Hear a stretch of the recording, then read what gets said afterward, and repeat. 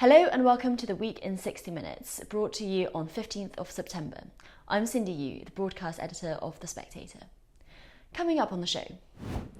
The Queen is lying in state in Westminster Hall. Yesterday she was taken there by procession from Buckingham Palace. And now a queue of mourners are lining the south bank of the Thames to see her coffin. I'll speak to James Forsyth, Katy Balls and Alexander Larman about the week since the Queen's death. The world's media has come to London to cover the event, but it seems like some of our friends in America don't quite get it. Douglas Murray will be on the show to explain why. Ukraine, meanwhile, is retaking its land from Russia. Owen Matthews and Mike Martin will join us to discuss the recent counter-offensive and whether Putin's position in the Kremlin is in danger. And finally, who are the Sweden Democrats? They've been dubbed far-right by much of the English-language media, but they may well be heading into Sweden's next government. I'll be joined by Paulina Neuding and James Savage.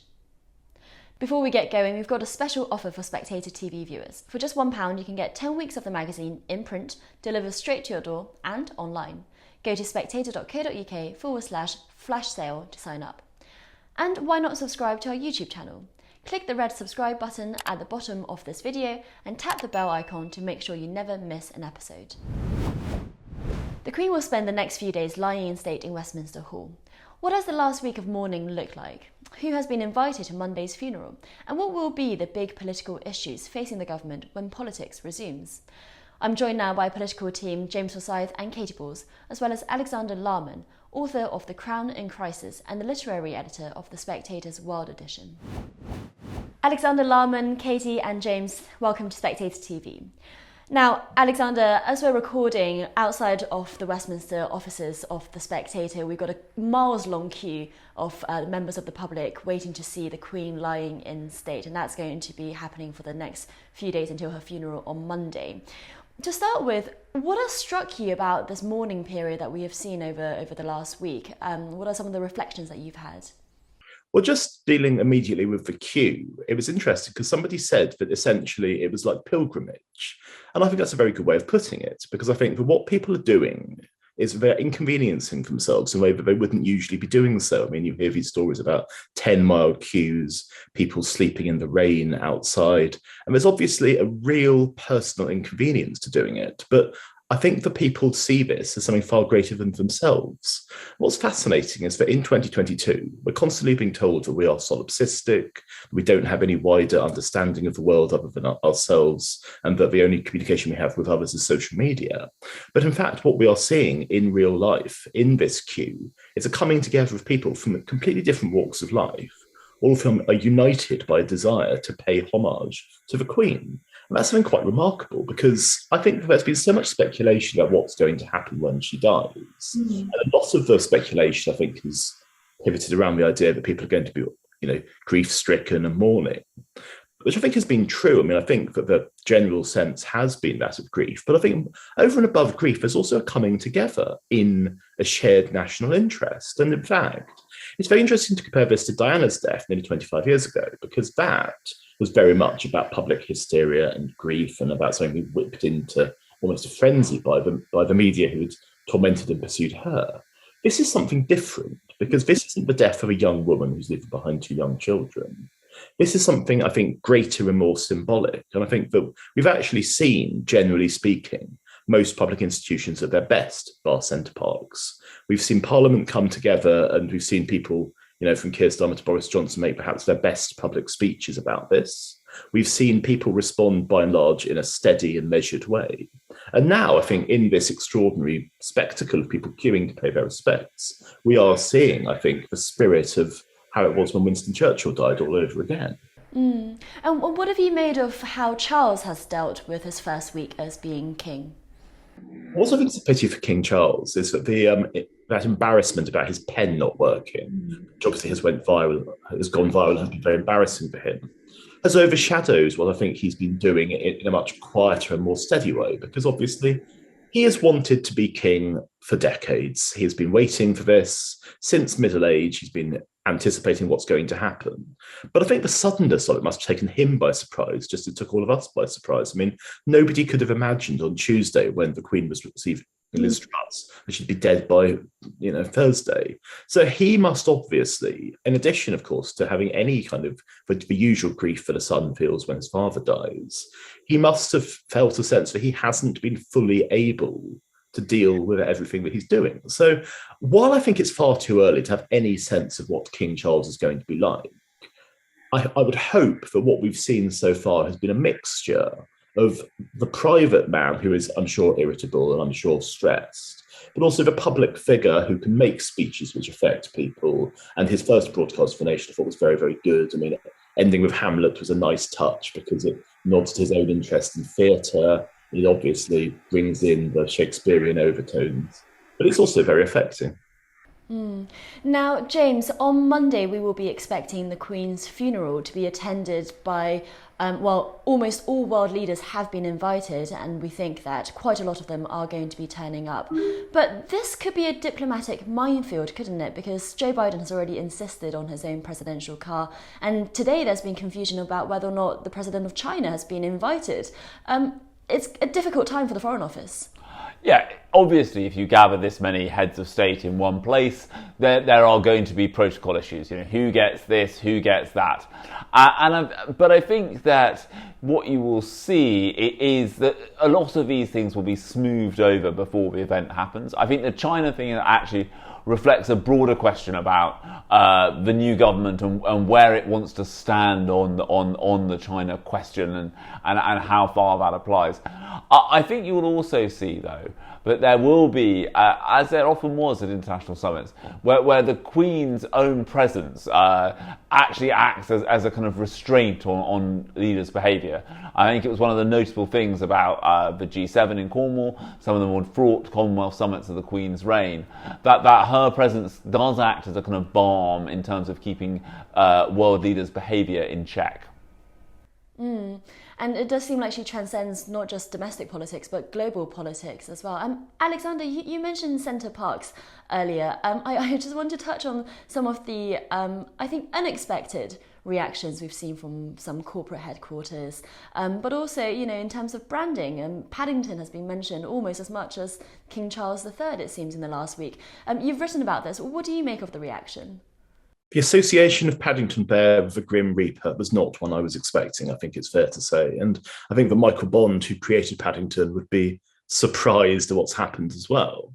It should also be noted, though, that the sketch in which the Queen appeared in with Paddington at the Platinum Jubilee was incredibly affecting, because there's a sense, even though she's very lively and very vibrant in it, there was also a sense that her public life was drawing to an end. And when Paddington, voiced by Ben Whishaw, says, "Thank you, Your Majesty, for everything," I think that was a very simple, very moving sentiment that now a lot of people are echoing. But to return to the idea of corporate branding, it's an incredibly difficult thing to get right, because if you don't go far enough, you'll be accused of insensitivity. If you go too far, as Centre Parks have done, you will be accused of getting it so badly wrong that you actually end up damaging your brand.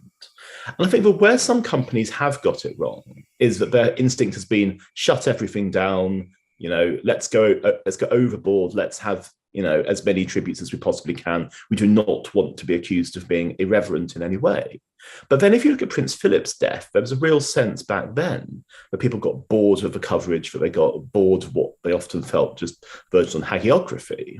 And so what I think I would worry about if I was in charge of a major company's branding right now is, how far can I draw a line between being reverential, understanding how much this means to people, but also, putting it quite simply, keeping it business as usual. Because, the idea that on Monday, for the Queen's funeral, the entire country is going to grind to a standstill, there's a real sense that it's gone a bit too far. There's a real sense that if you wanted to go and see a doctor that day, you won't be able to. If you wanted to go and do basically anything that is a necessity of life, it's going to be far, far worse than your average bank holiday, because everything is going to shut down. So I think that what the worry is going to be is that, especially by the middle of next week, if there's still a dragging sense of this not being quite resolved, people are going to start taking against this spirit of coming together and this spirit of respect, and people are actually going to get bored of it. Well, Katy, let me bring you in here, because James has written in his political column for The Spectator this week about how politics is also one of those things that's on pause. Looking ahead to next week, what are the issues that are going to come flooding back when we hit the resume button? I think there is a sense that things will come back quite quickly in terms of government business. Of course, politics have been suspended in the sense that MPs have not been sitting. Where MPs have been speaking in Parliament, it has been tributes to the Queen. And therefore, we're going to see a switch, whereas after the Queen's funeral, I think we expect the new Prime Minister Liz Truss to fly to New York for an international summit, her first as Prime Minister. And then later in the week, we are expecting this mini budget. Now, we've got to agree on what exactly we call it, given if you were to describe it as certain things, you'd expect to have an OBR forecast, and we're not expecting that. But this would be the Chancellor Kwasi Kwarteng, along with Liz Truss, ultimately bringing into effect those pledges that Liz Truss made during her leadership campaign when it comes to reversing the national insurance hike, preventing the planned corporation hike from coming into effect. And we expect some more scrutiny because we haven't had much scrutiny since Liz Truss has entered 10 Downing Street. And that's in part because obviously the situation regarding the Queen, King Charles III, but also because when Liz Truss was unveiling her plans, including, for example, the emergency relief, so this idea of freezing the price for 2 years when it comes to energy, there were no specific figures of what this could cost. They say this is because the price is fluctuating too much. It's hard to do, but you still could imagine a situation where you have different forecasts or scenarios that could be discussed depending on what the price does. And then also the manner in which Liz Truss addressed the House, which I think that session will always be remembered now for the note she was passed from Nadine Zahouri, which had the news about the Queen in it, as opposed to what she was saying on energy. But the manner in which she did that meant that you couldn't, directly question her in the way you would if it was a ministerial statement. And it's just adding to the sense that will we have a chance next week to really see some of the potential figures? Will they continue to say that it is too hard to do? And I think quite quickly that almost the period where people haven't been querying to the way that you would have expected otherwise for what seems to be one of the, on energy, one of the biggest state interventions, if we're looking at the figures we expect it to cost. I think quite quickly we are now going to have lots of questions about that, about how it's going to be funded and about how the markets will respond. Mm-hmm. And James, one row that has been brewing in the background, even through this week, is the summary sacking of Tom Scholar, who was, until last week, the permanent secretary at the Treasury. Tell us about that and why it's caused such a stink in some quarters of Whitehall. I think the reason it's caused such a stink is that Tom Scholar was sacked in his first meeting with the Chancellor with immediate effect. I think this causes some eyebrows to raise for two reasons. One is it is not unusual for new secretaries of state to move on their permanent secretary. But it's normally done after a period of time. They say, look, I've tried working with this person. The relationship isn't working out. We need someone different. To sack someone on day one before you've even started working with them, I think does politicise things more than had happened in the past. And then I think the second thing is, as you say, Cindy, is that it's happened with immediate effect. There is no gentle transition here. There is a straight away you're out. And I think that has caused unease because it adds to this sense that this is almost like a spoil system. Liz Truss has won the Tory leadership, so she now is going to change the permanent secretary of the Treasury. Now, Number 10 are keen to stress that this is not going to be part of some wider change in the civil service. But I think there are concerns. I think a lot of the retired mandarins feel that Simon Case, who's the cabinet secretary, has not done enough he's very young to take on that job, and they feel he's not done enough in his tenure to defend the civil service in all the various issues of the Boris Johnson years, and they think that this suggests that things are going to carry on down the same path. I think the real challenge here is if we are going to have a different form of civil service and a different form of relationship between the civil service and the government of the day, which may well be a good idea. I think we should debate that openly and in public rather than all of these things happening almost by stealth. Well, also because to Liz Truss and Kwasi Kwarteng's agenda, having a functioning treasury is very, very important, or at least an effective treasury. I guess they don't want it to be business as usual at that department.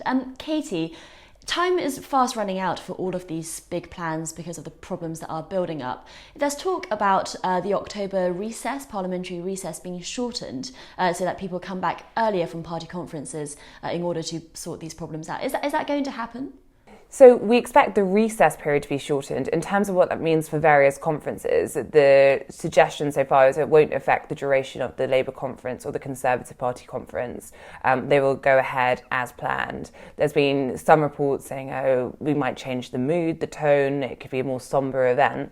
But I don't think anything final really has been taken decision-wise on that. And actually, these events could go on pretty much as you would have expected them to otherwise, I think is where things are leaning towards at the moment. But as you say, it's cutting the recess period short because there's been so few sitting days already. This is why they're having to put the fiscal event in for next week before the Labour conference takes place.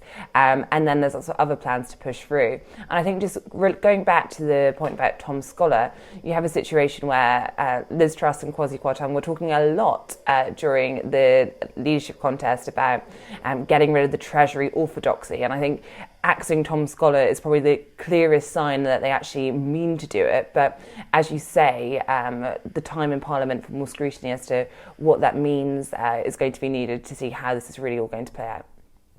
Katy and James, thanks for joining Spectator TV, and earlier Alexander Larman. Once again, we've got a special offer for Spectator TV viewers. For just £1, you can get 10 weeks of the magazine in print, delivered straight to your door and online. Go to spectator.co.uk/flash sale to sign up. Douglas Murray writes in his column this week that a monarchy is good for politics.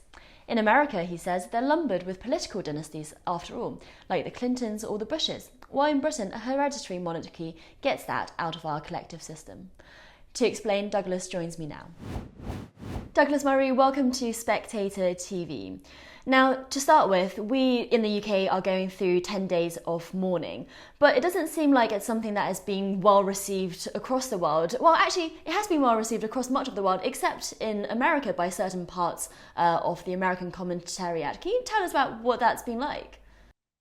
Yes, the American public and American officials have been enormously sympathetic and expressed their deep sadness and their feelings of kinship with the British people as we go through this period of national mourning. So that on one level, it's dignified, respectful, and an expression of friendship as well as sorrow. But there have been sections of the American media, the American press in particular, who just seem not, and bits of American academia, who seem not to be able to keep their mouths closed for even a day, let alone 10, to show respect for an ally. Within hours of Her Majesty's death, the New York Times ran a hit piece about her, accusing her of being connected to the crimes of colonialism, which showed not only an unbelievable historical ignorance, but a constitutional ignorance of the way in which the United Kingdom is set up that was quite staggering. And then in the days and hours that followed, that just got worse. More and more people jumped onto that bandwagon. The New York Times even hauled in British writers, radical left anti-monarchists, to attack Britain and attack the Queen.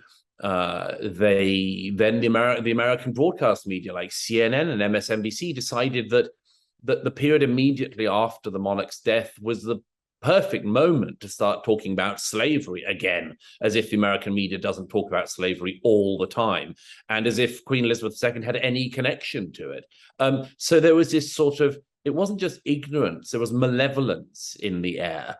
And you can see that as being to do with Her late Majesty, which I don't think it does, or you can see it as having to do with just the extraordinary monomaniacal and really malevolent way in which everything is now looked at in America, always through these same lenses, as I said in my most recent book, always through these same lenses of racism, colonialism, slavery, as if we've never talked about them ever before, and this is the ideal time to do so. And you write in your column that people have a problem with this unearned privilege. But as you point out, that's particularly ironic when it comes from the American quarters, because tell us about that.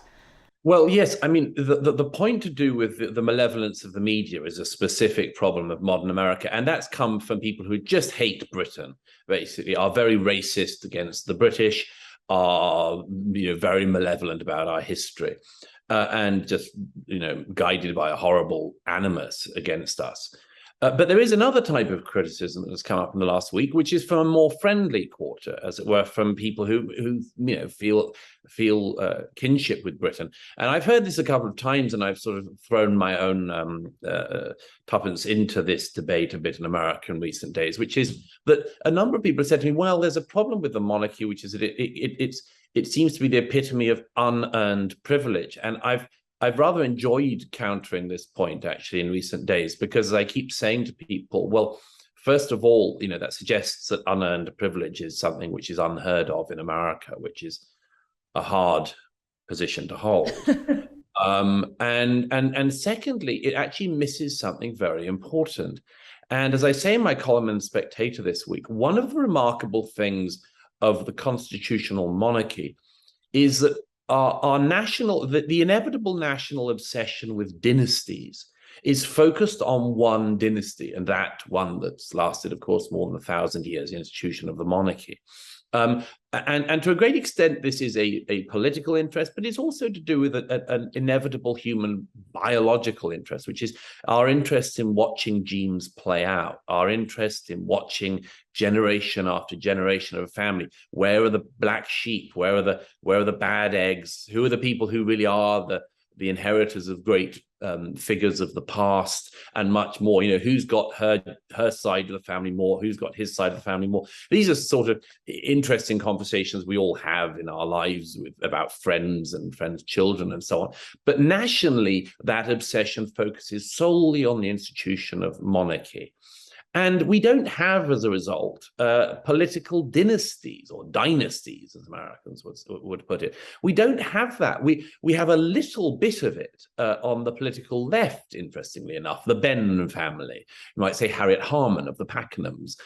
You might say a little bit of Milibandry, and of course, rather remarkably, a little bit of hereditary Kinnockism, which is a quite amazing and unforeseeable hereditary line in politics. That one is international, that Power family. That one's gone international, exactly. Who would have predicted that 30 years ago? But we don't have political dynasties. Nobody's obsessed in Britain with whether or not John Major's children are going to come back and save us, or whether the Blairs are going to run for office again. Whereas in America, politics is very dominated by a few dynasties. People are obsessed with it. And you don't have, you can go back to the founding and the 19th century in America. You could be Adams dynasty in American politics. That you can look at the Roosevelts, for instance, coming more up to date, the Kennedys, even more up to date. Look at the way in which over the last 25 years, it's looked at times as if the presidency is simply going to rotate between the Clinton family and the Bush family. Look at the way in which people wonder whether Michelle Obama is going to run for office. Is Chelsea Clinton going to run at some point? Are the Bushes going to offer us up a new generation of talent? And even the disruptors in American politics, Donald Trump, is Don Jr. going to run? Think of this in British terms, and it seems absurd. Are the Johnson children being lined up for political office? I would think not. So as I say in the piece, one of the many, many things that constitutional monarchy does that is so good is it actually detoxifies the political arena from having hereditary politics, hereditary electoral politics.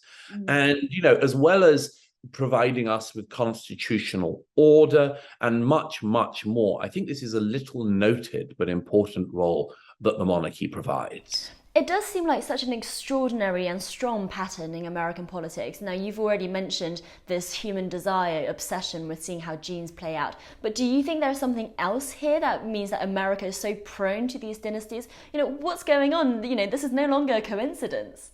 Yes, that's right. Well, there are some explanations. You could say that, for instance, running for the top job in America means you've got to be able to bundle a lot of money. You've got to have a lot of connections nationally across all the states and much more. And I suppose you could argue that that what we're really talking about, and this is what one American commentator said to me the other day, is maybe we're talking about celebrity, really. In order to run for office in America, you need to be famous. Dr. Oz is a good example at the moment. If you're big on television, as with Donald Trump, you can become big in politics. Now, that there is something in that, but that doesn't explain the dynasties, other than that they are well placed to bundle money and so on. But I think there is something else. I think there is a sense that, and this is a very anti-meritocratic sense, but I think there has been a sense certainly that some people know how to rule. Now, again, in Britain, we get that out of the way with the House of Windsor. In America, you just have this sort of, this sense always that there are some people who know how to do it. And how would X know how to do it? They've never been near office. Whereas if people have been near office, somehow they might be preternaturally knowledgeable about how to run the country. I do think it's an odd temptation. It's an odd inclination. It's very anti-meritocratic. It's certainly anti-American, and yet it's wholly American. So yes, I've been pointing out to people this week that if they don't understand what Britain is going through at the moment and don't understand the depths of feeling, that might not be the fault of the monarchy or the fault of the British public. It might be their fault, and they should look at it more. Well, just very finally, Douglas, how has that gone down when you say that on American media? A mixed bag. I haven't yet had an encounter, as my friend Andrew Roberts has, with an entirely hostile interviewer, such as he had on CNN the other day, when the interviewer just seemed to want to rip into Britain's history and legacy, and it was left to Andrew to have to be shouted over by the presenter as Andrew was trying to present facts, and the presenter started saying, this is not a propaganda channel. Quite hard to hear a CNN presenter saying that, actually, with a straight face. And Andrew Roberts, of course, had to point out that if the Americans were going to start attacking Her late Majesty for the crimes of slavery, they should remember that it was her very distant ancestor, George III, who signed the Anti-Slavery Act in 1807, many decades before America had a civil war and had to kill 600,000 of their own citizens in order to do away with the vile trade. Britain did away with it peacefully and then policed the high seas for decades at enormous national costs. So I'm afraid, as I say, sorry to return to where I started, what we see in some of the American, as I say, response to the death of the Queen has been just an alarming historical ignorance, but driven by an alarming present day animus. And I think that we've seen who our friends are in America across the aisle, but we've also seen, particularly in American media, who some really vitriolic enemies of Britain are. Well, Douglas, you are always welcome on Spectator TV. Thank you so much. Ukraine has launched an effective counter-offensive against Russia in the last few weeks, winning thousands of square miles back from Putin's army. So what exactly is happening on the front line? I'm joined now by Spectator contributor Owen Matthews, who writes in this week's magazine about the ultra-right-wing nationalists who would be likely to take over from Putin if he were removed from power, and Mike Martin, a former British Army soldier and the author of Why We Fight. So Owen Matthews and Mike Martin, thank you for coming on to Spectator TV. Now, Mike, tell us about the latest in the Russian invasion of Ukraine, because it does sound like Ukraine's fighting back, and quite effectively over the last week or so. Yeah, thanks, Cindy. It's actually a really significant moment. So over the last 5 or 6 days or so, the Ukrainians have taken about 9,000 square kilometers of territory, liberated, I should say, from the Russian occupying forces. And in that area of the country, in Kharkiv in the northeast, they've pushed the Russians right back to the border. And quite significantly, they've captured couple of major logistics hubs and logistics routes that supply the Russian forces in not just in that northeastern part of the country, but also in the Donbass in the east, where we had all those big battles a couple of months ago. So this is a huge setback for the Russian forces, both militarily, but I think perhaps more importantly psychologically, because it's really created some ripples both within the military and also within Moscow. And how have they managed to do this? Because it has been 6 months in the war so far. They're just better than the Russians. Over the last couple of months, they've been building up and signaling that they're going to be launching this big offensive in the south in Kherson. And that's a really important area that the Ukrainians need to take back, because it's on the way to Crimea. And Crimea is the most important part of Ukraine for Russia. That's the last bit that they want to lose. It's their strategic center of gravity. And because the Ukrainians have been signaling in that direction, and then about a month ago, they launched this Kherson offensive that's quite well covered in our media. The Russians rushed loads of troops down into Kherson, and they stripped them out from places like the Donbass, but also in Kharkiv, where we've seen this offensive. And so those thinned out Russian lines, basically the Ukrainians just punched through them and then had very, very fast mechanized forces.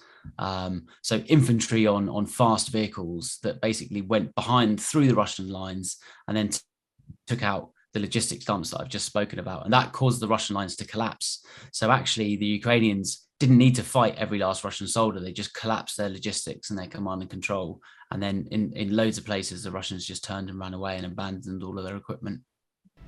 Owen, in the wider scheme of things, what does this mean for the war? Because is it too optimistic to think that this is going to be in the last few months of the war? Will Russia, surrender? Well, there's actually two different planes on which this war actually is being fought. One of them is actually the reality on the ground, which Mike has actually described very well and accurately. I mean, and then there's the public perception in Moscow. And frankly, there has been, a certain amount of bickering on various Kremlin TV talk shows and so on about who is to blame and so on. But in this grand scheme of things, the Kremlin has actually taken a really interesting line, and that is, that the war basically doesn't exist. So last week, Vladimir Putin gave a 40-minute, very boring speech on economics to the Vladivostok, Far Eastern Forum in Vladivostok. That in and of itself is important, that he actually decided the most important thing he could talk about was economics for 40 minutes and didn't mention war once. And he obliquely referred to sort of difficulties and new situations and so on. But also more importantly, not a single word about sort of patriotism. So I think actually it's very significant that the Kremlin actually has sort of decided to play this down enormously. And at the beginning, there's various rumors flare up from time to time that Putin needs to announce a full mobilization. And that's the only way he's going to win this war. But I'm sure, Mike is better qualified to talk than I am about this. But mobilization doesn't really help Putin on the ground. He doesn't really need more untrained people. Furthermore, as we know from various sort of military bloggers, a lot of the tactical battalions in every division so the training battalions in every division that are actually there to train up conscripts have actually been deployed to Ukraine. So there's actually no one to train the new people. But the bottom line is that actually in Moscow, in Russia, no one has noticed and no one cares. Now that's, and as we know, they've lost, last I heard from Zelensky was 6, Mike just said 9,000 square kilometers. We have to bear in mind that overall the Russians have taken about 120, depending on how you count it. But they currently occupy about 21% just before the Kharkov front collapsed. And that's, roughly speaking, about 130,000 square kilometers of territory. So in the grand scheme of things, they've maybe lost, 8% of that. And none of it was actually particularly ground that they were actually planning to keep. They were, I think, certainly planning to negotiate away their gains in Kharkiv Oblast. What they really want is Donbass, and what they really want is the Mariupol corridor that links Crimea to Donbass. And the indications are that they were actually planning to negotiate away Kherson, but the Ukrainians may do that for them by taking it first. So, Mike, still an uphill battle then for Ukraine from here? Yeah, look, it's not going to end before winter. but I think it's definitely on the table that the war might end next summer. I remember coming on Spectator TV about 6 months ago, and you read out one of my tweets that said, I'm going to call this Ukraine's going to win it, and that will be followed by the end of Putin in Russia. And I still think that's the case. I think the fundamentals are that, the three most important things of warfare are strategy, logistics, and morale. And on all those three scores, Ukraine is doing much better and is in the ascendancy, and Russia is the opposite and is descending on those criteria. There are some key questions, right? At the moment, the rout of the Russian forces in the northeast, are they going to be able to stabilize that front line? They've tried to do it behind a river called the River Oskol. I think that's been breached in a couple of places. So that's a big question, where they stabilize the front line. And then the second question, the immediate question, is whether the Ukrainians have got a reserve with which they can sustain that attack. If not, I think nothing's going to happen before winter. Winter is going to be, naturally military activity dies down in winter, logistics are much more difficult, so on and so forth. And then we're looking at next spring, and assuming the Ukrainians are going to use the winter to train up, rearm, generate a reserve, then I expect to see another offensive from the Ukrainians. And, to date, they've been much more agile than the Russians have been on the battlefield. And that's been, one of the key advantages that they've had over the Russians. Owen, I want to come to you very shortly about Putin's domestic situation. But before I do that, one question I always have when we're talking about the situation on the front line is how much we can believe what's coming out of the Ukrainian government. Because obviously, this is a side that the West is supporting. But we have seen that the government has bigged up, for obvious reasons, for morale reasons, its successors. So when reporting or when analysing the situation, how do you decipher what's to be relied on and what's not? Well, the answer to that is pretty simple. You just follow the pro-Russian bloggers and people on Twitter. So there's actually, and very interestingly, there's actually several rebel commanders from the Donbass who have actually been very vocal. One of them is called Alexander Khodorkovsky, not to be confused with Mikhail Khodorkovsky, and Igor Strelkov, and various sort of commanders on the ground. Or Strelkov is not on the ground, but he was former defense minister of the DNR, and they're constantly posting. I don't know where they get them, but constantly posting these drone footage and battlefield footage, and the head cam footage, because it's become this is very much a sort of GoPro war. And also there's a lot of both official Russian correspondents on the ground and also various sort of wingnuts, including Graham Phillips, our very own British wingnut, who's out there, who is producing some, not incredibly reliable information, but certainly some interesting metrics on the ground about what the soldiers are saying and so on. And the really interesting thing is that lots of the supposedly pro-Russian commanders in Donbass have actually just been saying, we were betrayed, we haven't got the logistics. There's actually a lot of discontent and anger. And one of the points about my article is that actually, these people who are currently, hand and fist with fighting on the ground with the Russian forces are actually, very scary people. There's a lot of very extreme right-wingers among them. There's lots of extreme nationalists among them. And right now, the fact that already they're speaking out, and Kremlin TV, state-sponsored TV correspondents are speaking out is actually quite significant. It means that things are really bad. So it doesn't really, necessarily confirm everything that the Ukrainians are saying, and I think the Ukrainians are actually slightly prone to exaggeration, especially if you look at the Ukrainian Defense Ministry official ticker. I think it's 49,700 or something was the last thing of Russian deaths on the ground. I mean, I suspect that's a little bit exaggerated, but nonetheless, I mean, what they're generally saying about a breakthrough is undoubtedly true. Well, Owen, let's look at Putin's domestic situation then, because as you mentioned so far, he seems to have made some kind of coalition, an informal coalition with the ultra-nationalists. And actually, you write that it's these ultra-nationalists who could be causing him more headache now than the liberals like Alexei Navalny that we in the West know so much about. Yeah, no, the liberals are not a headache. they're not even like, they're not even a sort of, a vague thought in the minds of the Kremlin. They're absolutely not serious as an opposition, and certainly there is 0.0 chance that the liberal opposition will succeed Putin. That is literally not going to happen. I mean, and actually, for instance, the last time that Alexei Navalny, who's very often described on the BBC and so on as, the head of the Russian opposition, when Navalny last actually stood for public office as a local deputy in Moscow, he actually stood for mayor of Moscow, back in the early 2010s, in 2011, I think it was, he received 20%. Navalny got 20% of the vote in Moscow. So that gives you a sense of how electorally insignificant they are. Even in his power base, he gets 20%. No, so the much more scary thing, and it's not necessarily an electoral threat, but it's the fact that these people are armed, motivated, and highly angry, potentially at the Kremlin, and will become more so if there is battlefield defeat, are the ultra-nationalist paramilitaries. And what's really scary, and I think the point we really need to emphasize, is the threat is not that these people are going to seize power.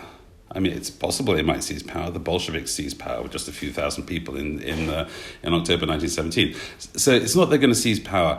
It's what the Kremlin and the people around Putin are going to do to prevent them from becoming a threat. It's the vector in which the Kremlin has to go in order to appease these angry nationalist people. And that is there's a real threat. So Mike actually mentioned, Russia without Putin. And I think a lot of people, especially Western capitals, certainly Emmanuel Macron, I know for a fact because I've spoken to one of his advisors at some length about this, are actually rather scared about what Russia without Putin will look like. And equally, the direct extension of that is they're scared of giving Ukraine too many weapons and weapons that are too powerful.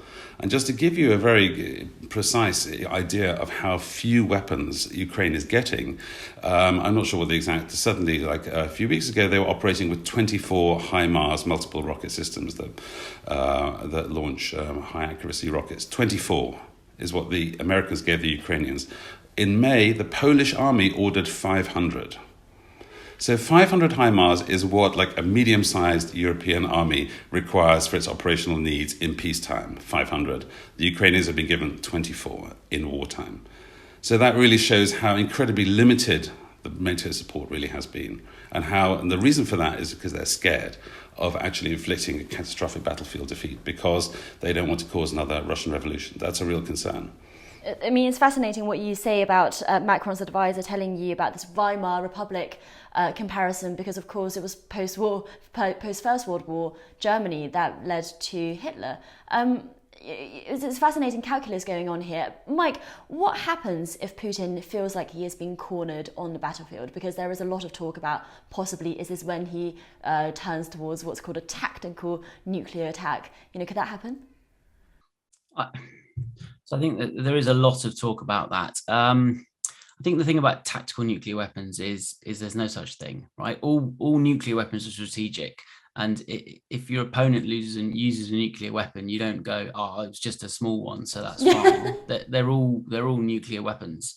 For a long time now, since the Second World War, we collectively, the Russians, the nuclear powers have operated under these norms of non-use of tactical, you got me doing it, of nuclear weapons. And we do that because of mutually assured destruction, right? If somebody uses them, then somebody else is gonna deliver a response.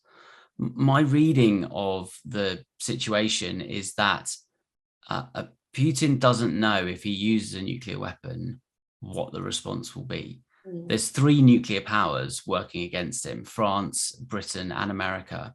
I'm sure there's a lot of conversations under the table that we're not aware of, but the use of a nuclear weapon on what is effectively European soil, I simply don't see how America, Britain, and France can allow that to stand. So I think the calculation in Putin's head will be, well, if I use a nuclear weapon, I can't be sure at all that I will survive that use of that nuclear weapon in terms of retaliation, or whether bits of Russia will also not survive. And I think certainly he would be ejected from power, if not killed in some way. And I just think that that's his calculation. They are losing the war slowly, and it's hard to see how a nuclear weapon helps them win that war. And we haven't even seen the use of chemical weapons, for instance, which, we saw Assad, Russia's close ally in Syria, using that. And we haven't even seen any hint of that against Ukraine. So I don't think nuclear weapons are on the table. You asked really quickly what's he going to do with his back against the wall. I can answer that very, very briefly. I don't think there is much that he can do. I think he's boxed in. I don't really see how militarily he can recover the position and regain the initiative. Well, I hope you're right, Mark. We're going to have to leave it there, but thank you so much for joining Spectator TV both. And finally, Sweden's Social Democrats have conceded defeat after losing this week's general election. One of the parties in the new governing bloc, the Sweden Democrats, have been labelled as far-right by a lot of the English language press.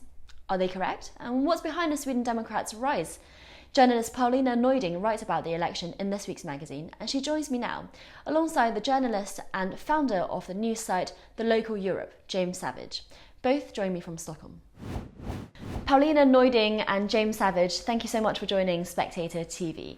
Now, Paulina, can you start by telling us what is the latest with the Swedish election? Because the vote's been counted now, but the government hasn't been formed yet. Is that right? So what we know is that the new right-wing bloc have 176 seats in parliament to 173 for the left-wing bloc. We still don't know what's going to happen because it depends on negotiations within the right-wing bloc, and it depends on whether every single MP of that bloc indeed votes in favor of it. There might be some members of parliament, mainly within the Liberal Party, that might find that this goes against their conscience. So we'll see.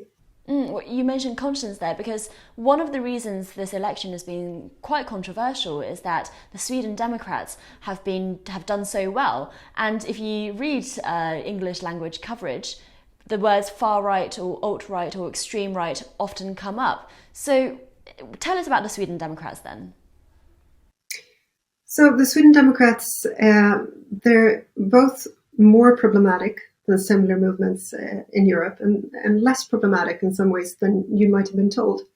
The tragedy of the Swedish case is that all European countries have these movements, but the SD, they do have their roots in neo-Nazi circles, in right-wing extremism. So you would have skinheads at their meetings. That was the kind of company they kept. On the other hand, luckily, a lot has happened in the SD in the past 20 years. It has done a lot to distance itself from its old circles. It has excluded masses of members by now, including its own youth wing. So it started a new youth wing and distanced itself from the old one. So if you look at the party program today, this is typical Scandinavian kind anti-immigration populism rather than authoritarian nationalism of the Hungarian or Polish kind. So this is a good thing. A lot has happened in the past 20 years, luckily. James, let me bring you in here. What do you think? Do you think the Sweden Democrats are far right? I would still class them as far right. I would say that they're not extreme right. I would draw the distinction there. They're not extreme right. They are certainly not Nazi, as perhaps some of their very early founders were. I mean, they had even people who served in the Waffen-SS as volunteers in their very early years. It's not that kind of party any longer. But I would say it is on the far right. I think the nearest comparison you could come with is the Rassemblement National in France, Le Pen's party. They've done a fairly similar journey from a very kind of from an extreme position, perhaps, to a much more to much closer to the mainstream right. But they still have far right elements, and I think what Paulina was saying first about their history. but also about their representatives and what their representatives say. It's more that classes them as far right than their actual policy program. You have a lot of portentous, gloom-filled rhetoric. I mean, Yemi Orkason, the leader, accuses the quote-unquote establishment of the other 7 parties of having destroyed our country. And then you have routinely sort of as anti-Islamic statements. Their party secretary recently described Islam as an abominable religion that's inherently violent, and then anti-media. So their chief of staff, Linus Bylund, said that large parts of the media are the enemies of the nation. It's this kind of rhetoric that I think sets them apart from mainstream parties. But James, Paulina did say that she would consider them as populist. So in your mind, do you think populism and far right, those labels are equivalent? No, I mean, I think you can be populist without being far right, but I would say also that the Sweden Democrats are very much far right populists, and that's very much their that's very much the kind of politics that they believe in. And I think if you look at, of course, when you get into semantics, it's always difficult. But if you look at at how the Western media, the English language media, refers, for instance, to Le Pen's party, Financial Times, The Guardian, they all refer to them as a far right party. And I think that the Sweden Democrats are a very similar kind of party, and I think it therefore justifies a similar kind of description. Well, you're right, James, that it is all quite semantic, but I do think that these labels are quite important because far right has a very, very, in some quarters, a very, very pejorative connotation. So, Paulina, what would you say back to James then? I don't agree that they have a lot in common with the National Front in France. They are definitely to the right of the Sweden Democrats. Again, this is a Scandinavian kind of populism, and I think a lot of foreign observers would be surprised to learn how liberal they are on lifestyle issues. I'm not saying they're liberals, they definitely aren't, but this is a Scandinavian kind of anti-establishment populism. It's very distinctly Scandinavian in certain ways. The Sweden Democrats have tried for years to be allowed into the Pride celebrations, for instance. They've been denied that, but it's Scandinavian in that sense, which sets them apart from the Front National and many other movements on the European continent. When it comes to the issue of destroying the country, when you look at the Swedish electorate and you ask people, are you pessimistic or optimistic about Sweden and what's happened to Sweden in the last few years? One of the big changes in Sweden is how darkly people view Sweden and what's happened in Sweden for the past few years, and that's not very surprising given the state of crime in Sweden. Crime is rampant. It's a huge issue in Swedish society, and for the first time it was the top priority of voters ahead of the election. So reality has helped the Sweden Democrats, unfortunately. Paulina, can you give our British viewers and indeed non-Swedish viewers a taste of just how bad the crime epidemic in Sweden is? Sweden has the highest levels of gun crime, deadly gun violence, among at least 22 European countries, probably the highest in Europe. And it's not just the shootings. It's not it's not just the fact that shootings increasingly take place in broad daylight and without any concern for bystanders, children or adults. It's also bombings, for instance. We've had at least 500 or almost 500 bombings since 2018, which was the year of the last election. And some of these blasts have been enormous. Residential buildings that have been targeted with very powerful explosives. And this is part of the Swedish gang scene, the wars between gangs and extortion, that kind of thing. So this has no equivalent anywhere else. So record level deadly shootings, bombings, which have no equivalent anywhere else in the West. We have 60 immigrant majority areas where the police say that local gangs, street gangs, clans, etc., compete with the state for local authority. And at times, these areas are impossible for the postal service, ambulance drivers, the ice cream truck, etc., to enter. Not everywhere, not always, but at times, and that's very, very serious. Same things with. Sorry. And is the violence mainly happening in these immigrant neighborhoods? Is that what you're saying? They have become hotbeds for gang crime, yes. So there's a very obvious link to immigration. James, I mean, this is a link that the Sweden Democrats have made. What do you make of it? Yeah, and they've made it very successfully. And I think there is a lot of soul searching now among the traditional mainstream parties in Sweden about the fact that they failed to react to this quickly enough. I think, they were very keen not to be seen to be pointing the fingers at immigrants. Obviously, most immigrants are not committing gun crimes. In fact, most of the victims of these gun crimes are immigrants themselves. It's happening in the areas in which they live. But these parties were very point. Yes. And I think these parties were very anxious not to be seen to be pointing the finger at immigrants and not to be drawing the link between immigration and crime. And I think that they are now paying the price for that in the rise of the Sweden Democrats. I'm not saying that if they had acknowledged this, that the Sweden Democrats wouldn't have got bigger. I think they might have done that anyway. But I think they might not have got as big as they did if particularly the parties on the centre right, but even the Social Democrats on the centre left had acknowledged the problem and taken serious action earlier, because they're all doing that now. They're all agreed that serious action is needed. They're competing with each other to come up with more draconian measures to deal with the problems in these areas.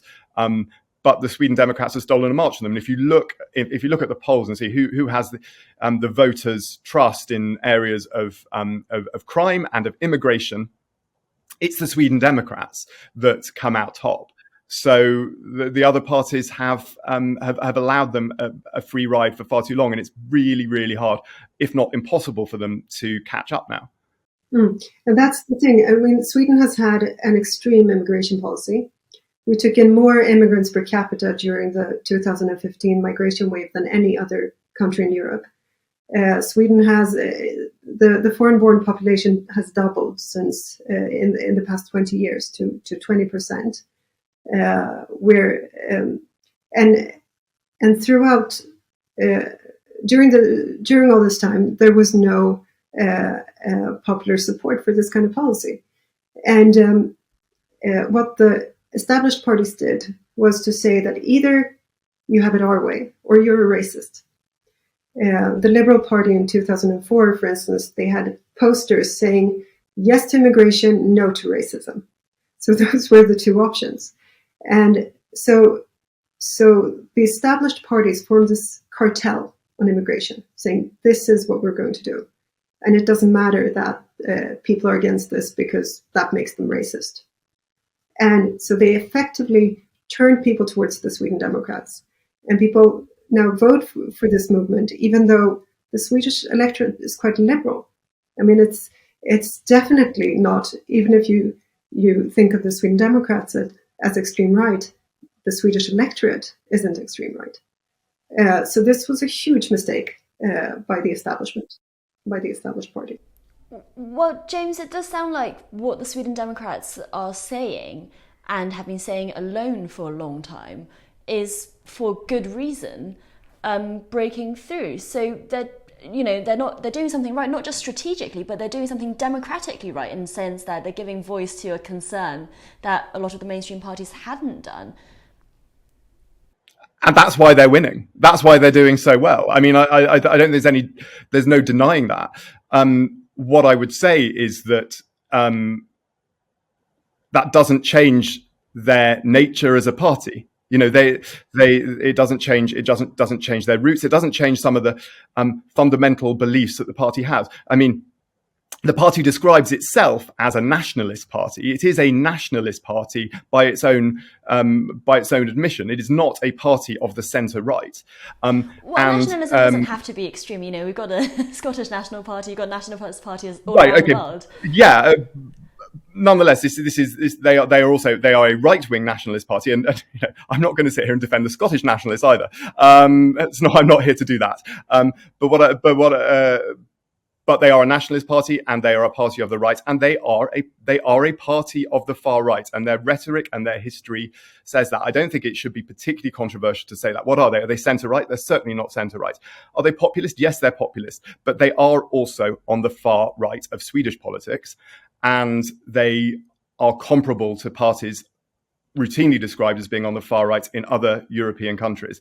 There is very little, I would argue, I disagree with Paulina about the National Front. I think that the National Front and the Sweden Democrats have done a very, very similar, made a very, very similar journey from a sort of quasi-Nazi past to a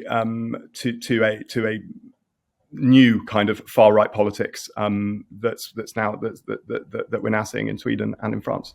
Mm-hmm. Okay, well, James and Paulina, we're going to have to leave it there, but it's a fascinating discussion. And Paulina, as you mentioned in your article, the Sweden Democrats might not decide to go into government because it might not be good for them anyway. So we'll keep an eye out on that story. Thanks for joining Spectator TV. That's it for this week. Before we leave, don't forget that we've got a special offer for Spectator TV viewers. For just £1, you can get 10 weeks of The Spectator in print and online. Just go to spectator.co.uk/flash sale to sign up. And don't forget to subscribe to The Spectator's YouTube channel as well. Just click the subscribe button at the bottom of this video and tap the bell icon so you never miss an episode. Thanks again for watching, and do join us next week.